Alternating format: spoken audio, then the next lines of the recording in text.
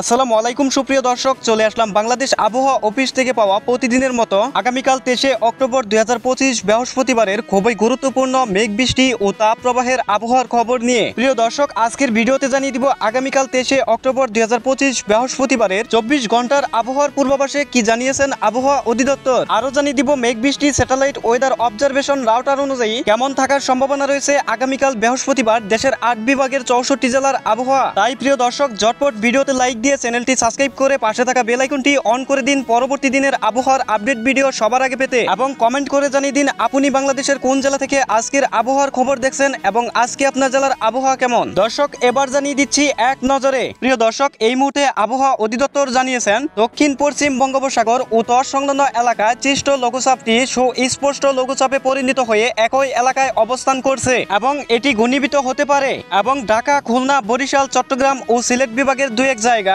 আগামীকাল বৃহস্পতিবার সকাল 9টা থেকে পরবর্তী 24 ঘন্টায় বৃষ্টি এবং বজ্র সহ বৃষ্টি হতে পারে এবং সারা দেশের দিনের তাপমাত্রা 1 থেকে 2 ডিগ্রি সেলসিয়াস কমতে পারে এবং রাতের তাপমাত্রা সামান্য কমতে পারে বলে জানিয়েছেন আবহাওয়া অধিদপ্তর। দর্শক, এবার সরাসরি চলে আসলাম মেঘ বৃষ্টি স্যাটেলাইট ওয়েদার অবজারভেশন রাউটারে এবং রাউটার অনুযায়ী আগামীকাল 23 অক্টোবর 2025 বৃহস্পতিবার সকালের দিকে দেশের আবহাওয়ার পরিস্থিতি দেখতে পাচ্ছি। চট্টগ্রাম বিভাগের অধিকাংশ জেলা এবং ঢাকা, খুলনা, বরিশাল, সিলেট, ময়মনসিংহ, রংপুর ও রাজশাহী বিভাগের সবগুলো জেলার আকাশ পরিষ্কার থাকার সম্ভাবনা রয়েছে। তবে চট্টগ্রাম বিভাগের ফটিকছড়ি, হাটহাজারী, মহেশখালী, থানচি, টেকনাফ এসব অঞ্চলের আকাশ আংশিক মেঘলা থাকার সম্ভাবনা রয়েছে এবং সেই সাথে দুই এক জায়গায় হালকা বৃষ্টিপাতের সম্ভাবনা রয়েছে এবং বৃহস্পতিবার সকালের দিকে সর্বোচ্চ তাপমাত্রা থাকার সম্ভাবনা রয়েছে বরিশাল, মহেশখালী ও টেকনাফে 25 ডিগ্রি সেলসিয়াস এবং ঢাকা, চট্টগ্রাম, কুমিল্লা ও সিলেট বিভাগে 24 ডিগ্রি সেলসিয়াস এবং খুলনা ও ময়মনসিংহ বিভাগে 23 ডিগ্রি সেলসিয়াস এবং রংপুর ও রাজশাহী বিভাগে 22 ডিগ্রি সেলসিয়াস। এবং প্রিয় দর্শক, আগামীকাল বৃহস্পতিবার দুপুরের দিকে দেশের আবহাওয়ার পরিস্থিতি দেখতে পাচ্ছি